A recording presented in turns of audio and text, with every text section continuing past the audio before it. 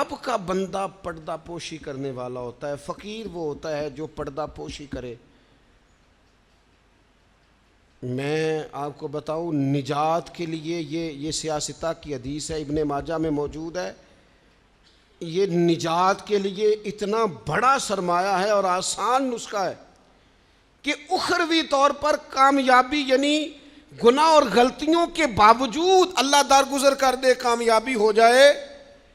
نبی پاک علیہ الصلوۃ والسلام نے فرمایا تو دنیا میں کسی کی پردہ پوشی کر، اللہ قیامت کے دن تیری پردہ پوشی کر دے گا۔ پتہ اس کا معنی کیا ہے؟ عیب کھولے بغیر ہی رب قیامت میں معافی عطا کر دے گا۔ اس سے بڑا سہارا ہے کوئی؟ صرف اتنا کرو، پردے ہی رہنے دو۔ بڑا شوق ہے لوگوں کو ٹو میں پڑھنے کا، جاسوسی کرنے کا، خبر لینے کا۔ اچھا، جو خبر لینی چاہیے وہ نہیں لیتے۔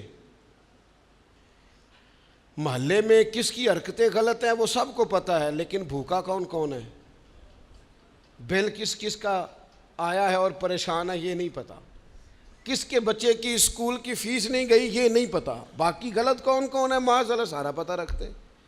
پردہ پوشی، اللہ کا بندہ پردہ پوش ہوتا ہے۔ فقیری نام ہی پردہ پوشی کا ہے۔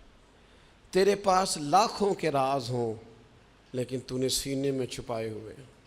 فقیر اپنے کفن میں بڑے راز چھپا کے دنیا سے چلے جاتے ہیں، وہ راز کھولا۔ فقر کا بہت بڑا درجہ یہ ہے کہ تیرا دل پردہ پوشی والا ہو، اور اگر تو پردے کھولے، پردہ دری کرے، تو نبی پاک نے فرمایا جو کسی کے پردے کھولے گا وہ اپنے گھر کے اندر بھی بیٹھا ہوا تو اللہ اس کے پردے کھول کے اسے ذلیل کر دے گا۔ کیا معنی ہے؟ صاف ستھری دو ٹوک بات ہے۔ جس کا ذلیل ہونے کا دل ہو کہ میرے پردے کھل جائیں، وہ دوسروں کے کھول دے، خود بخود تیرے کھل جائیں گے۔ لیکن دوسروں کے بچوں کی باتیں چسکے لے کے کرنا اور پھر کہنا میرے بچے بدنام نہ ہوں، دوسروں کے گھر کی باتیں منہ کھول کے کرنا اور پھر خیال کرنا کہ تیرے بچوں کی کوئی بات نہیں کرے گا۔ او بھائی، اگر چاہتا ہے تیرے پردے قائم رہیں تو پھر تو بھی پردے قائم رکھ۔ نبی کریم صلی اللہ تعالیٰ علیہ وآلہ وسلم نے ایک بات ارشاد فرمائی ہے، مسلم شریف میں ہے۔ اکثر میں کہتا ہوں بعض باتوں پر وجد ہو جاتا ہے، یہ وجد والی بات ہے۔ حضور علیہ الصلوۃ والسلام فرماتے ہیں اللہ حیا والا ہے، پردہ پوشی والا ہے۔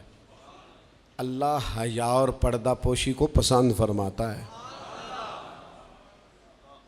اللہ حیا والا ہے، پردے ڈالنے والا ہے۔ حیا اور پردہ پوشی کو اللہ،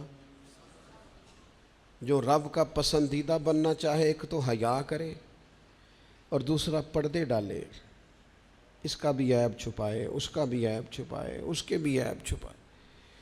لیکن یہاں اگر تو تیرے پاس دولت اور طاقت ہے تو پھر سارے عیب چھپے ہوئے ہیں، اور اگر بندہ ماڑا ہے، غریب ہے، تو پھر کھول کے منہ باتیں ہو رہی ہیں۔ میری غربت نے کیا مجھ کو زمانے میں بدنام، تیری دولت نے تیرے عیب چھپا رکھے۔ اپنی طبیعت کو اللہ کا بندہ کنز المال میں موجود ہے، حضرت عمر رضی اللہ تعالیٰ عنہ بیٹھے تھے۔ یہ ذرا دیکھیے یہ حضور کی تربیت یافتہ جماعت کیسی تھی۔ سیدنا فاروق اعظم بیٹھے ہیں، حضرت جریر ابن عبداللہ رضی اللہ تعالیٰ عنہ بیٹھے ہیں۔ ایک آدمی کی اچانک ہوا خارج ہو گئی اور اس کی آواز آئی اور بدبو پھیل گئی۔ اب یہ چیزیں بعض اوقات انسانی طبیعت کے کنٹرول میں نہیں ہوتی۔ ہمارے ہاں لوگ مذاق اڑاتے ہیں، پھبتیاں کستے ہیں، تانا زنی کرتے ہیں۔ ہوا خارج ہوئی، آواز بھی آئی اور بدبو بھی پھیلی۔ تو حضرت جریر ابن عبداللہ فٹافٹ اٹھ کے کھڑے ہوئے، حضرت عمر سے عرض کرنے لگے حضور ہم سارے جا کے وضو نہ کر آئیں، ایک آدمی کی ہوا خارج ہوئی ہے، وضو ایک کا ٹوٹا ہے۔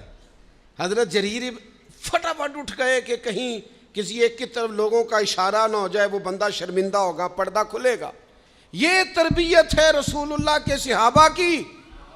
اٹھ کے کھڑے ہو کے عرض کی حضور امیر المومنین، چونکہ آپ اس وقت ہمارے اجازت دیں سارے وضو نہ کر آئیں، تو وہ بھی تو حضرت عمر تھے نا۔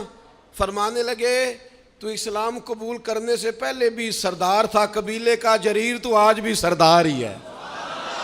تیری باتیں سرداروں والی ہیں، تیری باتیں ذرا بڑی بڑی ہیں، تیرا دل ذرا بڑا ہے، تو نے جو بات کی ہے وہ بڑے لوگ کیا کرتے ہیں، پردہ پوشی بڑے لوگ کرتے ہیں، کسی کو شرمندگی سے بڑے لوگ بچاتے ہیں، کسی شخص کا گردن نہ جھکے یہ بڑے لوگوں کا کام ہے، بڑے لوگوں کا۔ وہ گردنیں جھکا کے راضی نہیں ہوتے، وہ کسی کو عزت دے کے راضی ہوتے ہیں۔ تو بڑا آدمی ہے لہذا تو نے بڑی بات ہی کر دی ہے۔